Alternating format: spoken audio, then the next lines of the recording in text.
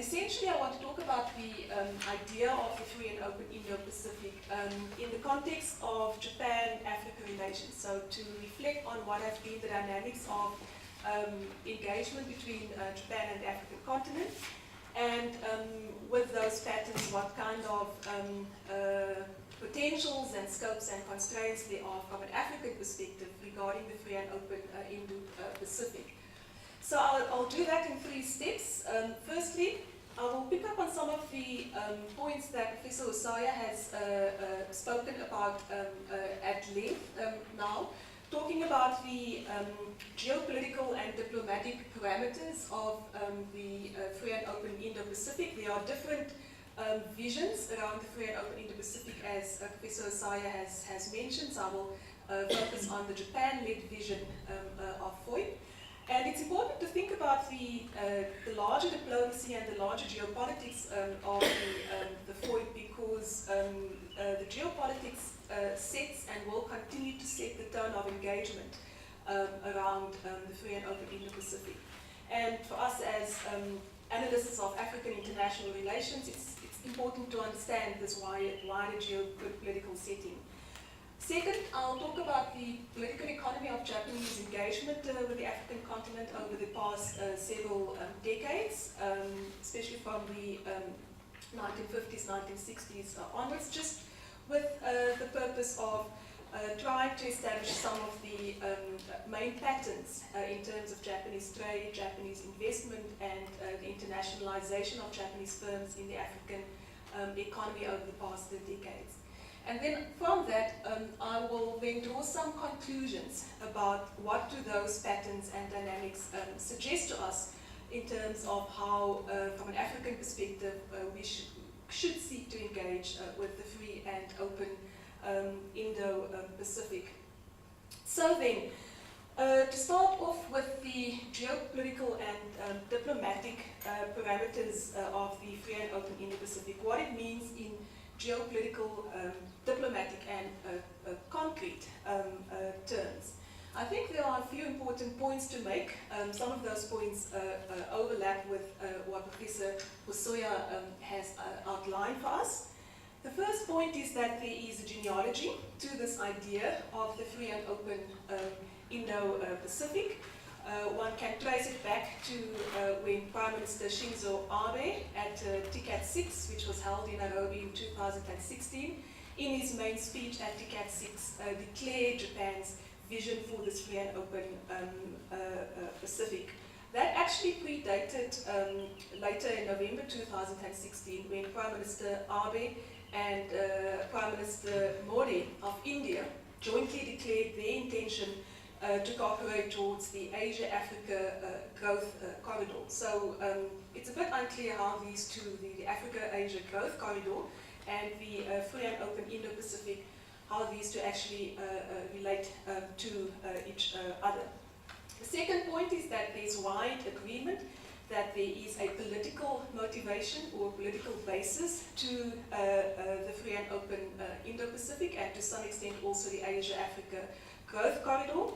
From Japan and India's perspectives, it is about containing China in East, South, and Southeast Asia, and the attempt by Japan and India to take leadership in terms of nurturing regional security realignment in the favor of India and Japan.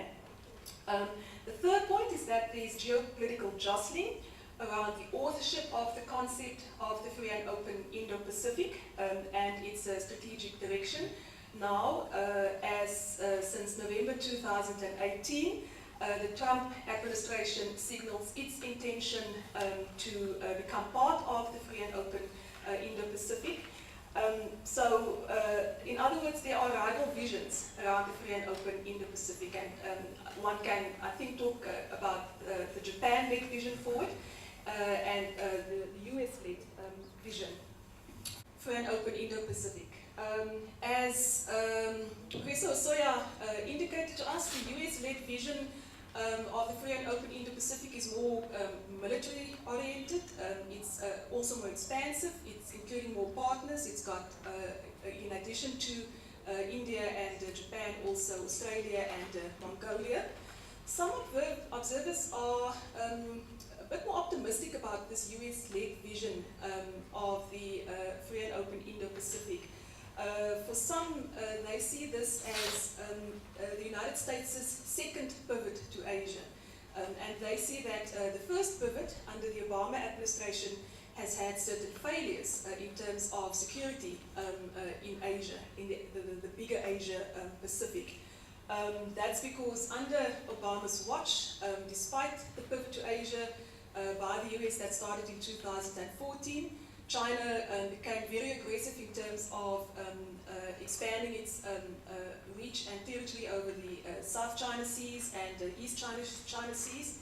And North Korea also stepped up its nuclear militarization program. So for some observers, perhaps the kind of position that Donald Trump is taking is perhaps promising some positive signs towards regional, at least a more hard-handed involvement by the United States in the Asia Pacific. And I also think that the US involvement has certain value for the Japanese, even though the visions might be different, because some of the elements of the Japan-led free and open Indo-Pacific will be quite costly. Infrastructure, especially quality infrastructure, is an expensive endeavor. So financing is required.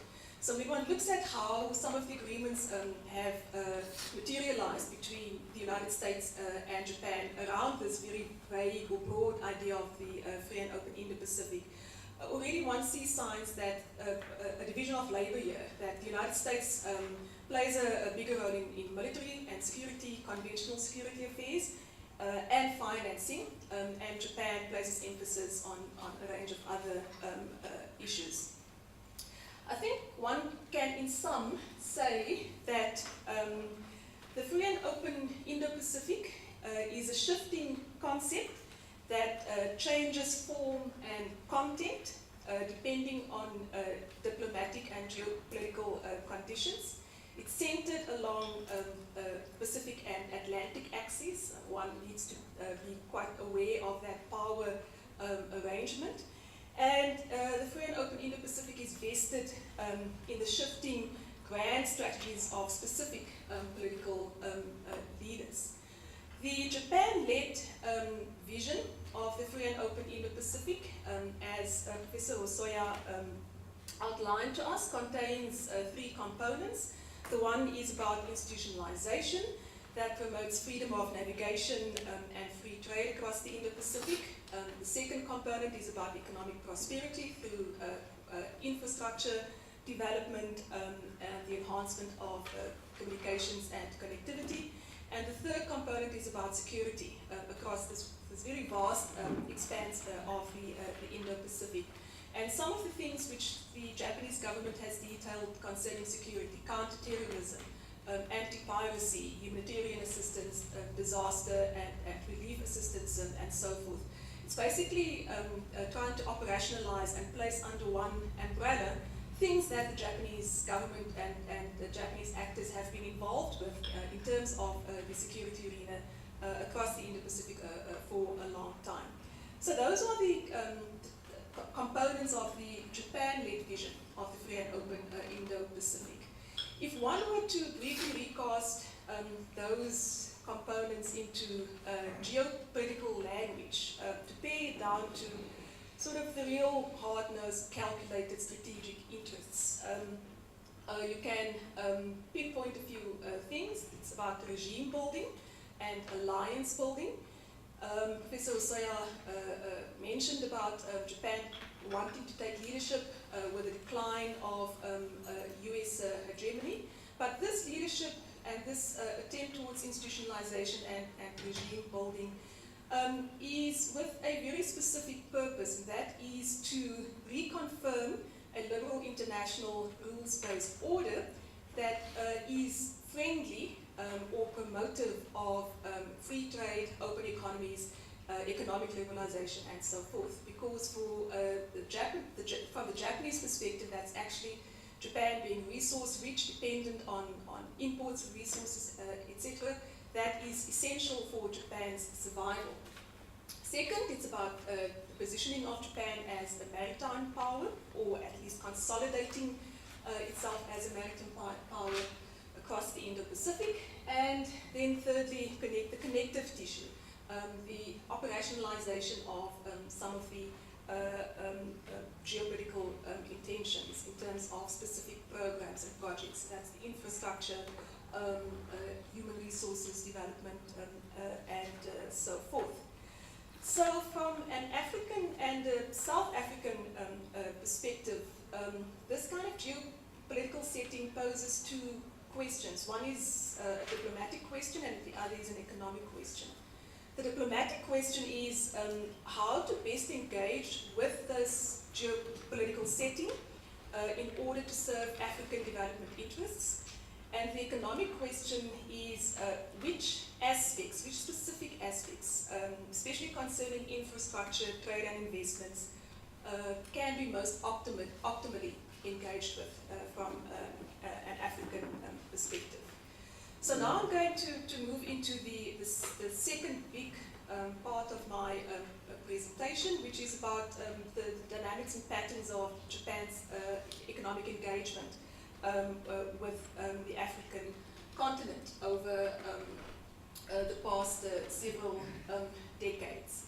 I know that it's been a long morning for many of us. Some of us have been up for many, many hours, so I'll try to unpack this dense material as quickly and as fluidly as possible. But just looking at what the nature of Japan's economic engagement has been with the African continent.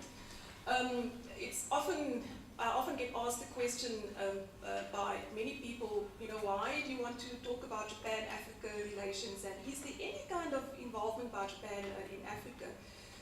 People, first of all, are blinded by this kind of shadow that China throws on the African continent. They think China is the only or the first Asian actor in Africa. And people are not informed about the very long history of interaction between Japan and Africa, diplomatic history that goes back more than 100 years, for example. And also, similarly, Japanese firms, Japanese companies, corporations, have been major investors, not in this kind of big, bold, assertive way that Chinese companies have been, but they have been important investors, starting roughly in the interwar period, so going back to after the end of the First World War. Companies like Mitsui setting up offices in Cape Town and so forth. Some expansion in investments by Japanese corporations in the 1960s and the 1970s, reflecting the industrial structure of and the expansion of the Japanese economy at the time. But then a decline, a contraction of investments in the 1980s, especially as a result of the structural adjustment programs within Africa, and also general downturn in the Japanese economy. At the same time, Japan, during those years, became a very important aid donor to the African continent. And then from the 2000s, there's been a rekindling of interest by Japanese companies in the African economy. So one sees a progressive change in role economically of Japan, from first being an investor to secondly being a donor to once again